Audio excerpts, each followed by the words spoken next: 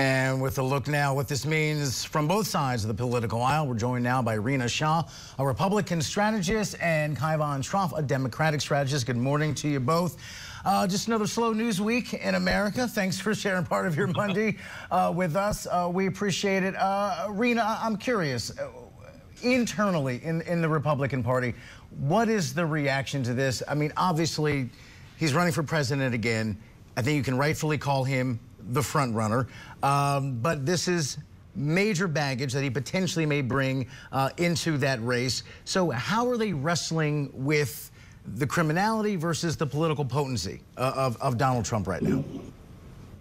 Well, good Monday morning to you. And like some members of Congress, I have got my seatbelt on because this week is going to be wild. We're not sure that an indictment would come down tomorrow, like Trump is saying. But I would certainly expect, based on what we know from Alvin Bragg's office, is that something will happen this week. That something could trigger another something. And I hope it's not political violence. But to answer your question spot on, look, I've been texting with a couple of Republican members who are down there in Orlando while they're in this conference. And the sense I'm getting is that there is a fear of how this plays out and how it really makes the Republican leadership in Congress look. Outwardly, we know Speaker McCarthy is saying one thing, but inside there's got to be a different story.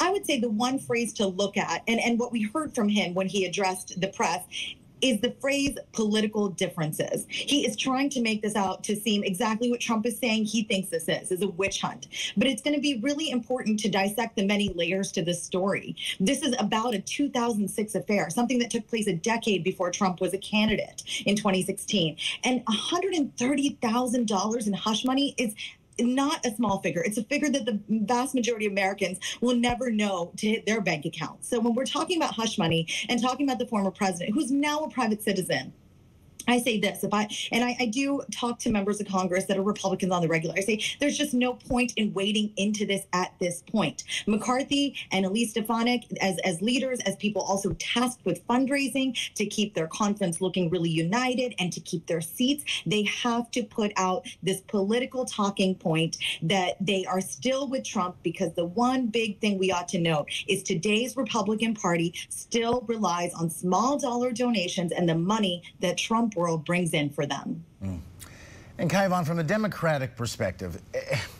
are there concerns, as we heard some people say over the weekend, that this makes Trump a sympathetic figure? This could be actually be politically advantageous to him. At the end of the day, hush money to a porn star compared to other alleged crimes almost seems quaint. Number two, the Federal Elections Commission knew about this, didn't pursue it. DOJ knew about this, didn't pursue it. It's, what, 6-7 years later, and the DA in big blue liberal New York now going after this case. Could this be a partial propeller for Donald Trump?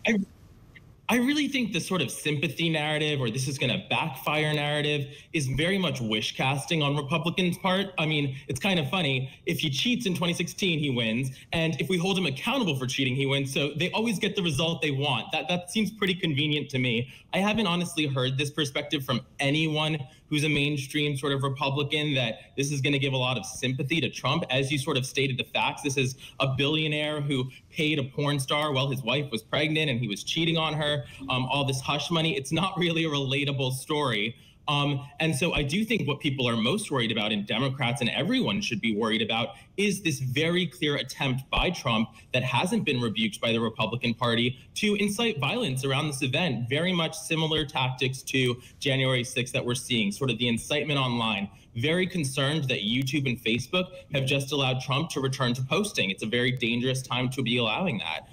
So I think what people are going to be looking for this week is that sort of really violent part of the Republican Party going to show up in force? And you can see people like McCarthy trying to now, after sort of jumping on the this is a political witch hunt bandwagon, trying to taper that. At the same time, we have to remember, these were politically motivated crimes.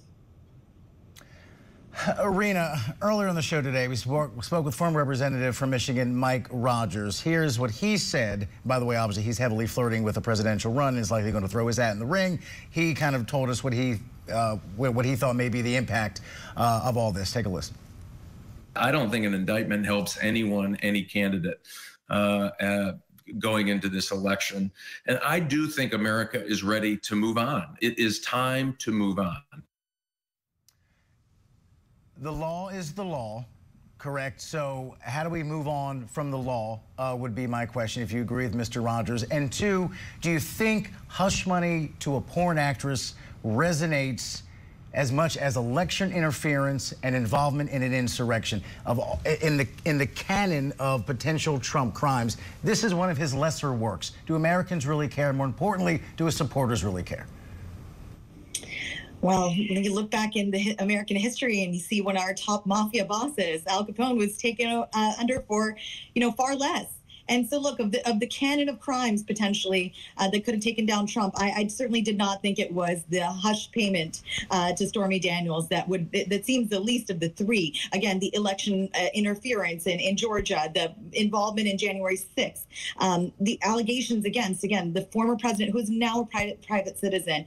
I hate to put the onus on Democrats, but it is up to them to message us the way it ought to be messaged, very clearly, very succinctly, to people that are still, I would say, for Trump and the maybe Trumpers as well. There was a point after the November midterms that we saw those maybe Trumpers become after Trumpers. And when I say after Trumpers, I speak of people that want someone else. They want Governor Ron DeSantis or anybody else that could be part of a pack of 2024 candidates. I fear a crowded field. Congressman Rogers to get in. Again, former congressman, but the more sort of establishment Republicans you have, you get the most extreme voice, and that does open the door for Trump. But what I think this potential indictment that we're looking at does is also open the door for that somebody else I just mentioned. I think Governor Ron DeSantis has been waiting and wants to walk through that door, and I think he would be best suited actually to come out in a couple months from now and say, we are a nation of laws. We are not a nation where we let corruption happen, and certainly not by private citizens. I myself am the daughter of immigrants from India and Africa, and I'll say this, growing up, the narrative that I always got is that America is a nation that is so great. It's not because we are a nation without corruption, but our corruption isn't up front in our faces. But it's also dangerous because we do have corruption behind the scenes. And if this can pass the smell test, if this can't pass the smell test, then nobody should be carrying water for the former president. And I think what I'm seeing from right-wing media right now is scaring me so much. I'm seeing headlines like Trump and Hillary have been accused of the same crime, but Hillary never faced potential arrest. That's not true. They're talking about the Republicans, I will say, the more far-right extreme ones. They're talking about a banana republic. That's also not true. So it's up to not only Democrats in Congress and in other positions of power across the country to push back on this dangerous rhetoric that Trump should not be held to account for any crime. And Kaivan, I have a few seconds left. Before we let you go, I'm just wondering, obviously we all understand the potentially historic nature of what we may see this week. Regardless of what crime it is, we've never seen a former president indicted. But when you look at what Trump said, protest, take the country back, it is eerily reminiscent of pre-1/6 language that he used as well.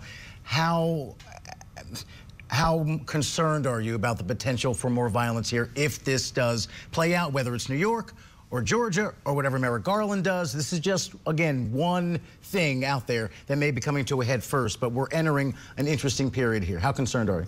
Absolutely. So I think we're first going to see how much law enforcement learned from January 6th.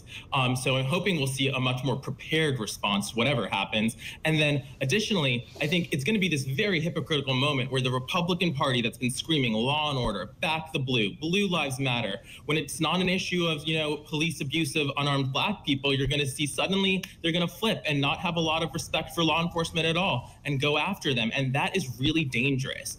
So I think we're gonna especially expect to see that at high levels from people like Marjorie Taylor Greene. Kevin McCarthy has not been, behind law enforcement on this issue. So it's incredibly dangerous. And I think, calling for peaceful protest, everybody has the right to peacefully protest. The Trump supporter track record on that is not good. And by the way, calling to save America is very different than saying go peacefully protest. It is trying to incite something further. So I think people should be concerned and prepared. As I said, another slow news week in America. Really enjoyed the conversation. Please come back. There's a lot to chew on and a lot to keep our eyes on in the coming days and, quite frankly, weeks and months. Wonderful to join. Absolutely. Thank you. Rina, Kaivan, many thanks to you both. Appreciate your time and your insight, for sure. Lindsay?